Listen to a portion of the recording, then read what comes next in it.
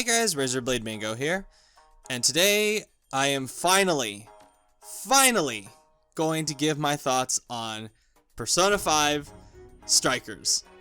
So, for any studio out there, please do not release one of my most highly anticipated games of the year during a time where I have to take an accelerated, brutal college course, okay? Just don't do it. That's why this review is so late. Just, I appreciate you guys' patience. I know some of you are probably wondering, like, why hasn't Razorblade Mango talked about Persona 5 Strikers? Why has he only used footage of it in a completely unrelated video? Here you go. I appreciate you guys' patience. So quick note about the footage. I tried my best to get very non-spoilery footage. So what I got is basically just combat footage of the first two jails. That's basically all I want to show you guys, because if you haven't played it yet, I highly recommend you don't watch any of the trailers, don't watch any of the footage, just go in not knowing what's going to happen. It's going to be so much better, and I'm so happy I barely watched any of the trailers, because I was delighted by most of the things I saw, because they were surprises. So this is why the footage looks pretty basic. No story cutscenes, and nothing past the first two jails, none of that. So with that out of the way, let's get to the point, because this review is over a month late. Persona 5 Strikers is really good. Like, really good. I really enjoyed it. It's so good that it's almost boring to talk about. And I mean that as a compliment. And that's a real testament to how strong and reliable of a studio P Studio is, and Atlus are. I mean, come on. It's a sequel to Vanilla Persona 5. There was always a very high chance that this was going to turn out to be at least good. And the only difference this time around is the Dynasty Warriors style gameplay. But everything else, though, it's exactly the same as Persona 5. It's exactly the same structure. Is that a complaint? Hell no. Like, I loved Persona 5, so I don't mind more of the same. There's even multiple points during this game where the characters almost, like, in a self-aware way go, oh yeah, this is exactly like last time, and they say that multiple times, and I just had to kind of chuckle every time they said that. It was cute. So, as you may have noticed from the title of this video, I think, though, compared to OG Persona 5 and definitely to Royal, Strikers is inferior. It's so close to being great, like, really close. By the skin of its teeth, it's close, but I can't quite go there for reasons I'll get into later. What this game is, it's like a tale of two halves, where you get the first half, which I think is like masterpiece status. I was in love with this game during the first half. Then the second half rolls around, and it's a little bit more of a bumpy ride. So let's get into the first half first. I absolutely loved it, and I guess we'll get to the positives out of the way with this. I actually wrote down in my notes, because when I play games like these that are just hours upon hours long, I like to write little notes so I remember them for later. I have down in my notes that I had to end up deleting when I played the first half of this game, that it might be my game of the year when I was in those play sessions. It is just beautiful. It's this heartwarming reunion. It really does make you feel like you're having this joyous reunion with old friends, and you're going on a summer road trip together. It's so cool, and it just perfectly plucks that little nostalgic feeling within me about hanging out with friends during summer vacation. I loved it. There's a scene very early on where the characters literally throw a surprise party for Joker as you come back to LeBlanc.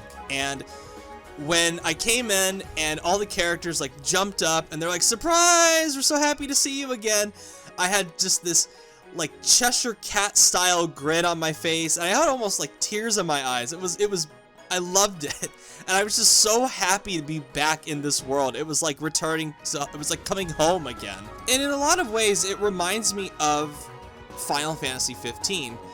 The big similarity is that both center around a group of friends going on a road trip together, and then a bunch of crazy stuff happens. Both games mix lighter, more carefree, and funnier moments with the darker, more serious stuff. The big difference is that Final Fantasy 15 wishes it could be half the game Strikers is. Strikers is Final Fantasy 15 done right. And the cool thing about it, one of the coolest things, is that it does an amazing job of selling you on the illusion that you're going on a road trip with your best friends to a bunch of different locations. Even if in reality, the small towns and large cities you visit are paper cutout dioramas with not that much interaction, I can honestly say they're a lot more convincing than something like Cyberpunk 2077's large open world. I think this game does wonders to make up for the limitations of what it's trying to do. And the fact that they can't create these ultra realistic city. They probably could, but for artistic purposes and trying to stay in line with what Persona has been in the past, it's much more the same. It's actually a lot more free roaming than I expected compared to regular Persona 5. And the big change this time around is the gameplay and the structure of it all. So, I'm not the biggest fan of the Dynasty Warrior style stuff, if I'm being honest. It's not really my thing. I've tried certain games in the series and the spin-offs, like I've tried Hyrule Warriors, I tried the Dragon Quest one that came out a few years back, and I thought they're fine, but they never really stuck with me all that much. This is the first one that I've really enjoyed, and I think it has to do with the fact that it's a lot more like Persona's combat than I expected, where it's got things like the elemental weaknesses and the all-out attacks, and the fact that you have to really, in order to really progress smoothly in battle, you gotta change your strategies, you gotta add buffs and debuffs and stuff like that. It's a lot more stop and think than I anticipated, rather than just this mindless button masher. And you probably could play it like that, but it's nowhere near as enjoyable as actually scanning an enemy, figuring out their weakness, switching characters when you need to, switching party members, using buffs, debuffs, charging up for like a showtime attack, and it's a lot more fun than I expected. And particularly when you get to the second half of the game with the gameplay, when it becomes more of a challenge, that's when the intensity of battle starts to kick in. And that's when it reminds me a lot of the final moments of Persona 5, OG Persona 5, where you're really struggling against some of the bosses. And another thing too is that this is a much more streamlined version of Persona 5's gameplay hooks. It's got the things like the day-night cycle, it's got the now iconic calendar progression screen, it's got that, it's got items, it's got visiting places, getting items, but it's a lot more, it's like a very Cliff Notes version of it. It's nowhere near as deep or calculated as OG Persona 5. And the trade-off is that you can re-enter jails over and over and over again without having time progress. You can go back to old jails. It's not like palaces where once you're done with them, they just go away and you can't go back to them. There's a trade-off in this one where if you leave a city in the real world, you can't go back to it. However, you can still visit its jail and grind enemies and get extra stuff and fight secret bosses, stuff like that. So there's compromises here and there to make it a more balanced experience. And one of the things that I was kind of annoyed with one of these compromises is that there's a limited number of items that you can buy in the shop every time, and then you have to come back and keep like reload. You have to keep making progress in a jail and then reloading and come back into the shop and selecting them. That's the only part of it I wasn't too crazy about, but everything else I thought was okay. Unfortunately, there isn't really a whole lot in the way of confidant systems or romance options. The romance options, that was the one. That's the one I missed the most, if I'm being honest, because I was hoping we would get more of that, but I mean, for something that's much more streamlined and easier to pick up and play, it's fine, I guess. Would I have liked confidant rankings and romance options to be there? Certainly, but not being there is not a deal breaker, at least not as much as I thought it might be. Another thing that's a big difference from Persona 5 are the jails, which are a lot more open and exploratory than I think the palaces are, where jails, they feel much more smooth to explore compared to the palaces, because I feel like in the palaces you have to kind of, it's very stop and start in the palaces, where you have to sneak past enemies, or if you choose to fight them, stuff like that. But in the jails, it's just you run around, you can avoid enemies, and if you want to fight, just hit them, battle ensues, it's quick, you get it over with, and you're done, it's moves on. And I actually really liked the variety of themes in the jails more than the palaces in OG Persona 5. I'm not going to spoil most of them, but they go to some really wild places with the jails in this, and I loved some of them, particularly in the first half. And now, don't get me wrong, I still really like the palaces in Persona 5. I think they're fantastic, they're well designed, bursting with secrets, but the jails are almost as great in a different way, or at least the ones that I really loved. And another thing that I loved about Persona 5 Strikers, of course, is the music. And I was shocked to find out that the series composer had no hand in the new tunes. But there are some amazing new songs in this game that I was just floored by when I heard them. And then most of the jail themes are just so awesome, and they're so I love the music so much. I love it. And of course, art direction, fantastic, bursting with personality, bursting with color.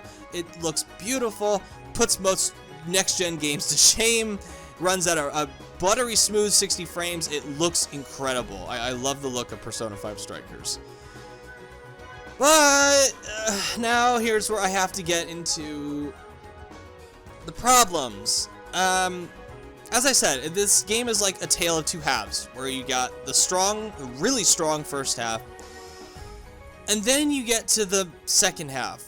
So the first half is much more open, exploratory, and I love the pattern of going from city to city, and then you get little side bits here and there to do with your friends. I loved exploring these cities because, like I said, it really plays into this atmosphere of going on a vacation with friends, a road trip with friends. It's great. But then the second half comes around, and the second half is a lot more linear, is a lot more restrictive, and again, speaking with Final Fantasy 15, that's another way that they're similar. Much more exploratory first halves, kind of sort of ground to a halt in the second half, where it's a lot more restrictive and linear. But I think, obviously, Strikers is much better in how it handles that. And the jails that are in the second half, while visually they are interesting, I just feel like they don't come anywhere close to matching how creative they are in the first half.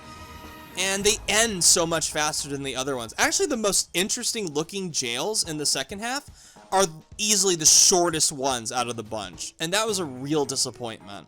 They're criminally underutilized. And if you're looking for something that's like 100+ hour story experience, you're going to be sorely disappointed. It's nowhere near the length of vanilla Persona 5 or Royal. And the way to pad it out are these side quests, which are just kind of bleh.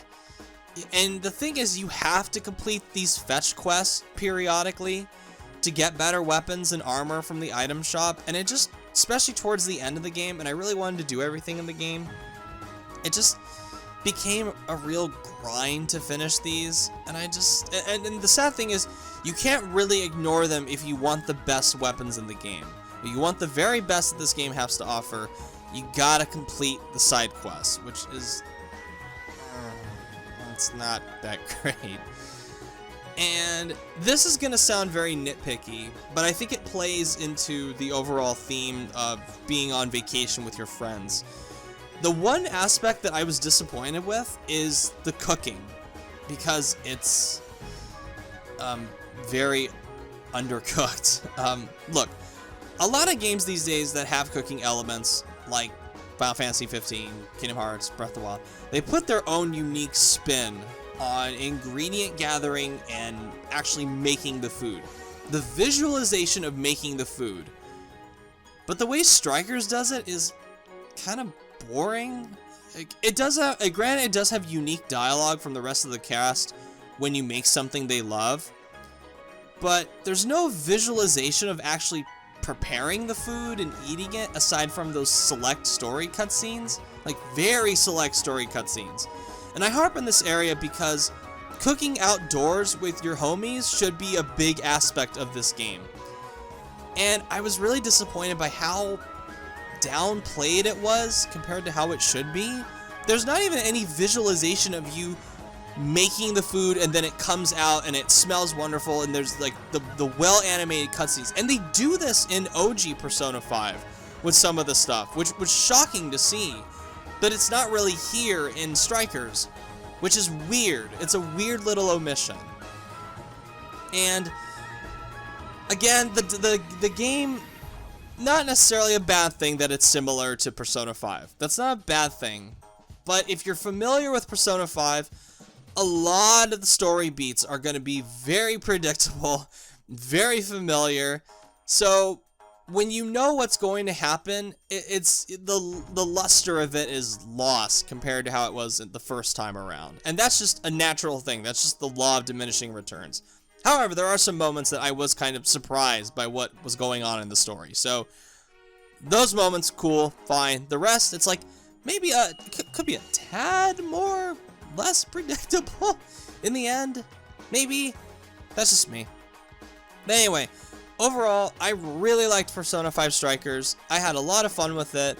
And when it ended, I was like, I hope there's a sequel. So just based on that, would I recommend Persona 5 Strikers? Yes, absolutely I would. It's on PC, it's on Switch, so it's not restricted to PlayStation anymore, which I think is a very good thing. Alright, thank you so much, guys. If you'd like to see, subscribe. Let me know what you thought about Persona 5 Strikers if you played it. And as always, I'm Razorblade Mango. Thank you so much for watching, and I'll catch you all later. Bye.